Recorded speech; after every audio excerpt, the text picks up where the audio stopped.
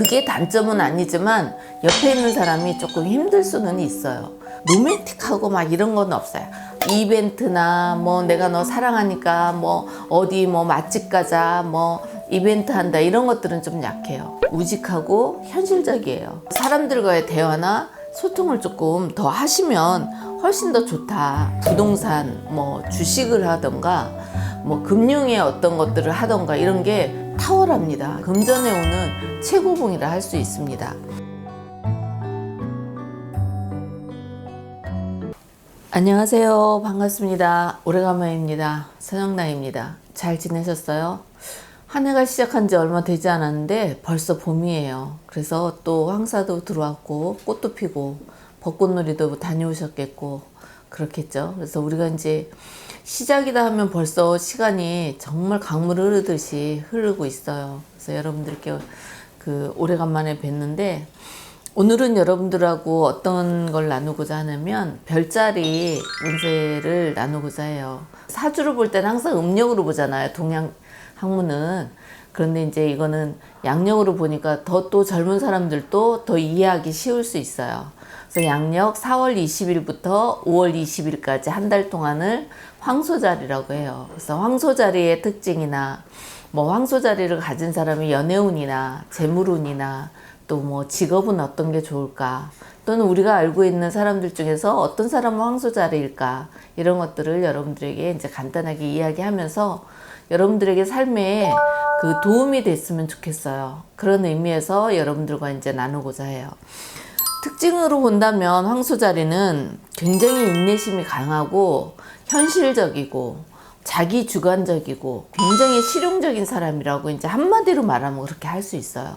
그래서 황소자리 사람들은 근명성실하고 그러니까 교사나 막 법률관 이런 식으로 굉장히 성실합니다. 자기 책임감이 강하고 그리고 어떤 일을 할 때 꾸준히 노력해서 끝까지 이제 목표를 달성하는 그런 지향적인 특성을 가지고 있어요.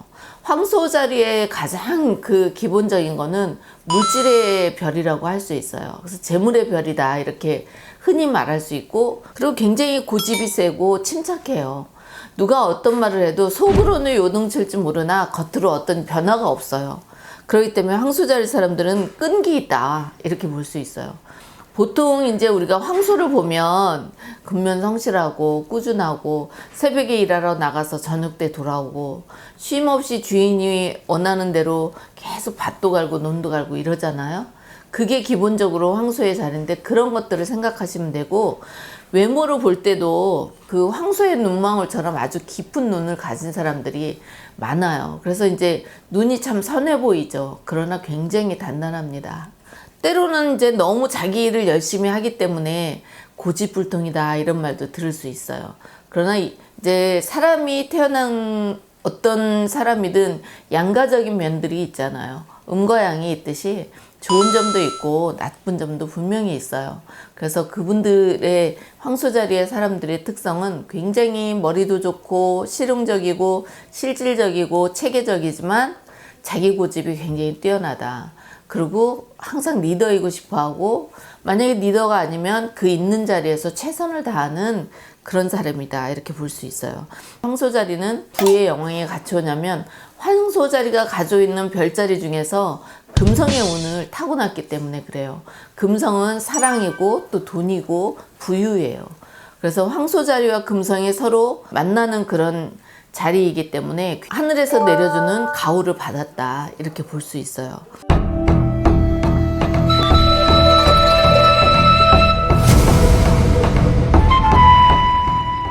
첫 번째로 연애운을 이제 같이 볼게요. 연애운 같은 경우는 로맨틱하고 막 이런 건 없어요. 사바사바하고 막 간질간질하고 이런 거는 없어요. 우직하고 현실적이에요. 그리고 내가 그 사람 좋으면 우뚝하게 이제 진심으로 끝까지 다가가는 게 있어요. 그래서 나는 당신이 좋은데 당신은 어떻습니까? 하면 정확하게 얘기를 해주거든요. 그래서 그렇게 확인하는 것도 굉장히 깨끗하고 명료해요. 뭐 돌려서 얘기하고 뭐 썸 타고 이런 거는 별로 잘 못해요. 그리고 자기가 좋아하는 사람이 있으면 내가 좋아해, 사랑해 이런 것들은 조금 서툴어요. 그렇긴 하지만 한번 내가 그걸 표현하고 그거를 감지하고 감정을 얘기하고 나면 절대 변하는 거는 별로 없어요. 어떻게 보면 사랑하는 데 있어서 막 이벤트나 뭐 내가 너 사랑하니까 뭐 어디 뭐 맛집 가자 뭐 이벤트 한다 이런 것들은 좀 약해요. 연애하기에는 조금 답답하기는 하지만 책임감 있기는 해요. 나를 평생 책임지고 같이 갈 수 있는 반려자로서는 아주 최고인 게 황소자리입니다.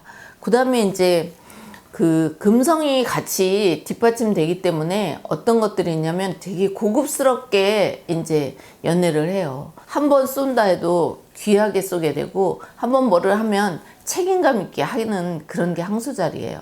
그래서 이제 처음에 아기자기한 거는 없으나 크고 굵게 갈 수 있는 게 연애를 할 수 있는 그런 황소자리다. 또 금전운을 보면 처음에 말한 것처럼 황소자리 사람들은 금전운이 정말 좋아요. 뭐 얼마나 좋냐 하면 신이 행운을 준 자리다 이렇게 얘기해요.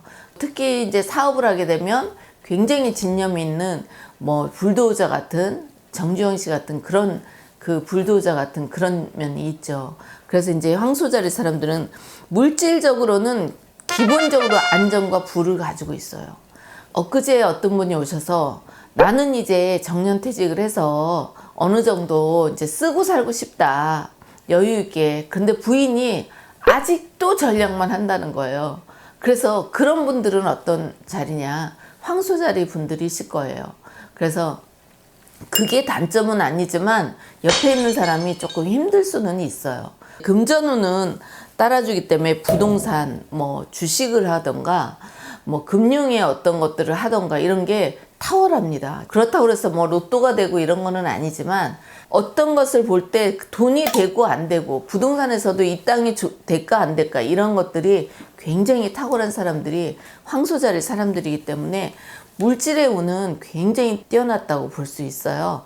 전략하고 그 다음에 돈을 아끼고 돈을 벌고 돈을 모으는데 특화되어 있는 사람들이다 이렇게 볼 수 있어서 금전의 운은 최고봉이라 할 수 있습니다. 그 다음에 황소자리 사람들이 그렇다면 이렇게 그 현실적이고 그 다음에 굉장히 그 올바르고 그 다음에 실용적이고 이렇다면 이 사람들이 가질 수 있는 직업들이 정해져 있죠.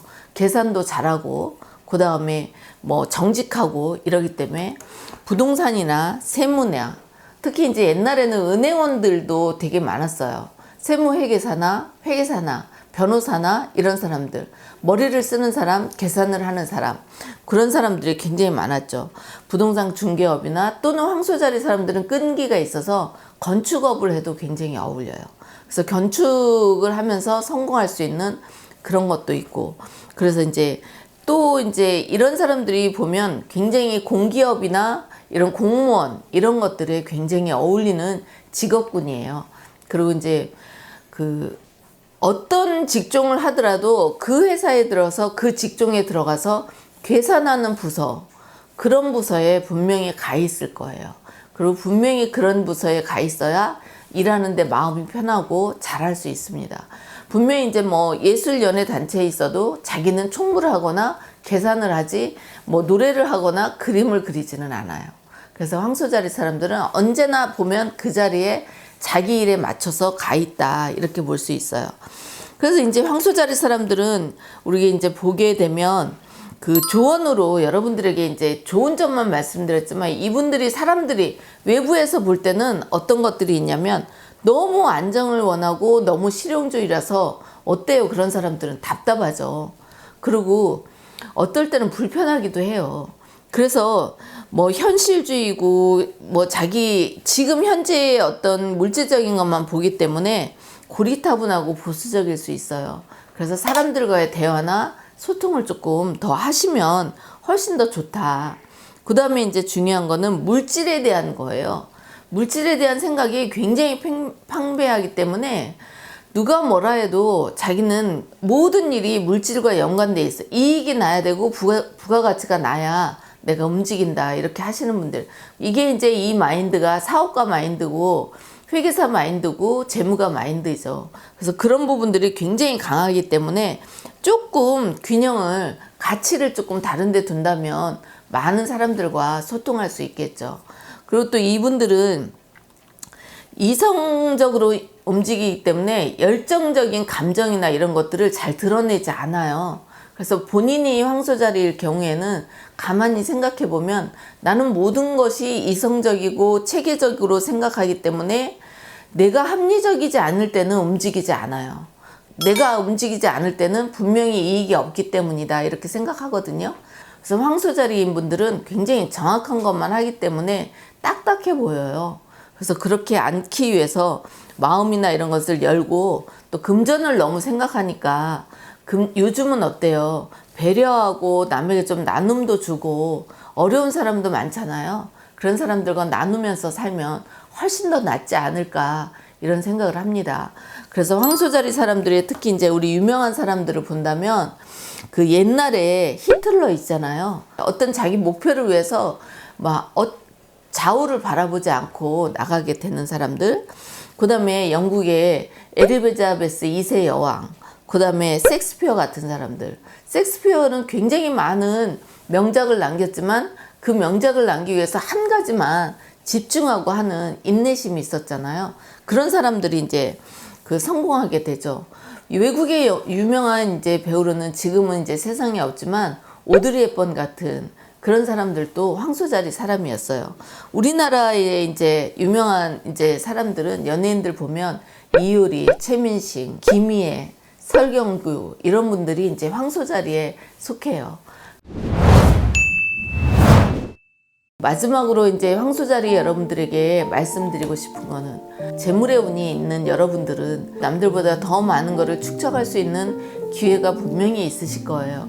지금은 아니더라도 일평생 그런 기회를 한 번은 준다고 그랬어요. 황소자리 사람들에게는 내 재물의 능력이나 행운의 능력을 잘 잡으셔서 평생에 행복한 그 황소자리로, 또 성실하신 황소자리로 살아가셨으면 좋겠어요. 자, 여러분들 좋은 일만 있으시고 또 행운만 있으시길 기원합니다. 감사합니다. 선영당이었습니다.